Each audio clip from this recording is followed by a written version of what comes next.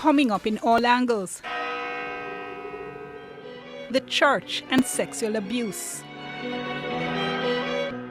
What is said, what is done, and is it enough? Is the church blind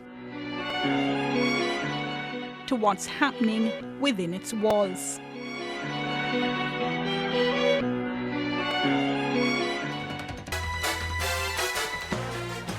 And welcome to another edition of TVJ's All Angles. Thank you so much, as always, for joining us. I'm Dion Jackson Miller. Very special welcome to our viewers on onespotmedia.com. And joining us in studio this evening to talk through those issues, we have Jennifer Jones, a member of the United Church in Jamaica and Grand Cayman. The Reverend Canon Garth Minot with us as well, an Anglican priest and a lecturer at the United Theological College, UTC. Dr. Anna Perkins Roman is with us as well, a Catholic theologian. And as always, we have with us, well, I should say as well, Joyce Hewitt, not as always, but always welcome, Executive Director of Women Inc. And as always, we remind you of our hashtag, it's TVJ All Angles. Now, before we start with our guest, Kalisha has this overview. Sexual abuse by members of the clergy has been generating heated discussion in recent times. On Monday, pastor of the Harvest Temple Apostolic Church, Kenneth Blake, pleaded guilty in the Home Circuit Court to offenses of grievous sexual assault, having sex with a person under 16 years old, and sexual touching. His guilty plea followed 2 years of denials. The 56-year-old pastor had also been charged with rape and forcible abduction, but prosecutors withdrew those charges. Pastor Blake's case is just the latest in a number of sexual abuse incidents involving clergymen. In 2018, disgraced Moravian pastor Rupert Clark was sentenced to 8 years in prison for having sexual intercourse with 2 sisters who were under the age of 16. And in 2017, Pastor Paul Hannaford was convicted for sexually assaulting a 13-year-old girl. He had told the child's mother he was taking the girl and her brother for a drive. The 55-year-old Pentecostal pastor was sentenced to 20 years in prison. Sexual abuse by members of the clergy is not unique to Jamaica. It has been happening within the global church community for decades. Many reports were hidden by the church itself. One of the first big scandals reported was in 2002.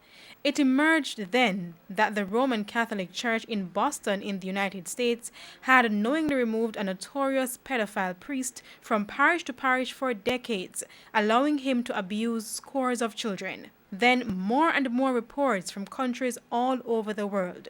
Poland, Australia, Chile, among others, have all had cases of sexual abuse involving members of the clergy. In August 2018, a Pennsylvania grand jury named more than 300 clergymen said to have abused more than 1,000 children.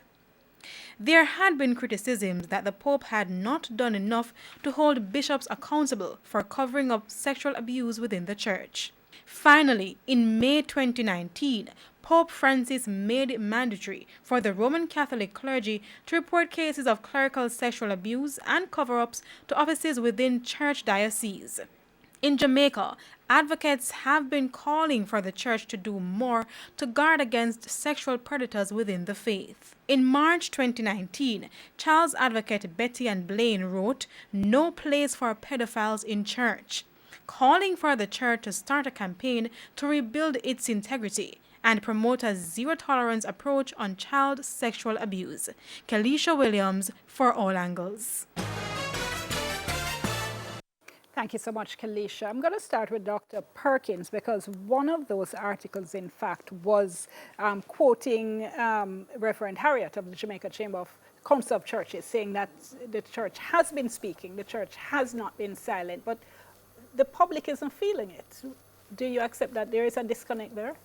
Dion, thank you very much. It's good to be here with you and my other colleagues. There may be a disconnect. Because part of what's happening is that the church might find itself in a situation where its voice is muted because it's jostling with other grave issues that the society has to be facing. So the church might be trying to have its voice heard, trying to put out statements about different things that it does.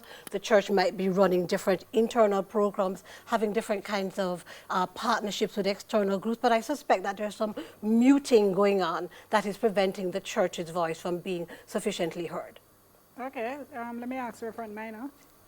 Yeah, I would support that, definitely. You know, in the early days, let's say 30, 40 years ago, the speech from the Anglican bishop would be the headline in the newspaper from the synod and other places, resolutions from synod, etc. That's no longer the case, and that, hence Dr. Perkins' idea of the mute. Because if you go to most of the synods, United Church, Methodist Church, Anglican, Roman Catholics, and so on, they have resolutions on, you know, standing against violence against women and so on, but those will never make the public space. But if you do the research, it's there. All right, before I go to the others, though, I have to ask both of you, I have to challenge both of you on this, because when y'all want to speak, we hear you. When thousands and thousands of people are marching halfway through to say no same sex and no this and no that, you all get heard when you want to be heard. Yeah, the church is not homogeneous. And that's another thing that I think we should put on the table. There are certain voices in the church that will be given a lot more prominence than others. Whether we like it or not, the so-called mainline denominations, which I think most of us here would represent, find it less easy to have our voices heard, because a lot of what we're seeing is too sort of mainstream, too sort of not so sexy. But media is very interested when you hear people coming out to march against, you know, same-sex this or something else that, you know, but where there's a more sort of moderate voice. Is that reasonable? Yes. But there's more sort of moderate voice. Well, I don't believe the church is being given sufficient prominence. All right, I'll come back to that, but let me go to my other guest. Jennifer Jones, let me ask you for your comment. I think the church is being too silent. When I look at the Jamaica umbrella groups of churches, now individual churches, Dion, for example, the Harvest Apostolic Church, that this in 2017 did put out a statement of regret, said that, you know, the law must take its course if he was guilty and so on. So individual That's the one churches. that one of the pastors convicted. That's Kenneth Blake, yeah, Yes. right. But as a group of churches, the Jamaica umbrella group of churches represents 99% of churches now. It has the Independent Churches of Jamaica, it has the Jamaica Council of Churches, and when the Jamaica Council of Churches speaks, by the way, I think it's often given prominence. And on a topic like this, I mean, there's the Jamaica Full Gospel Churches, there's the Jamaica Association of Evangelicals, the Jamaica Pentecostal Union Apostolic Church of God in Jamaica, and the Jamaican Union Conference of Seventh-day Adventists, a very powerful group. On a topic like this, I don't think the newspapers will ignore them. Have any of them put Well, out they a statement? have, the JCC put out a statement, Jenny, in Okay, 2017. cool. All The right. umbrella group of churches also did the same thing in 2017. No, make no mistake, Yes. I don't believe that Garth and I are suggesting that the churches are saying sufficient. Yes. No, there Yes, definitely is exactly. more that we need to Absolutely. say. Well, we that's do need important. to push Yeah. our Yeah. voices more strongly. Yeah, but there have been official statements. The problem is, again, Yes. like, for example, I'm sure Garth is going to talk I'm about going to- my Thursdays in Wednesdays Black, although Right, today is Thursdays in Wednesday, Black. but, But yes. where do I find out about Thursdays in Black? Yes. Coming a JCC program, I find about it on the WCC website. It's not picked up in our local No, media. I mean, Let me just would- bring in Joyce Hewitt yeah. before we go to the break.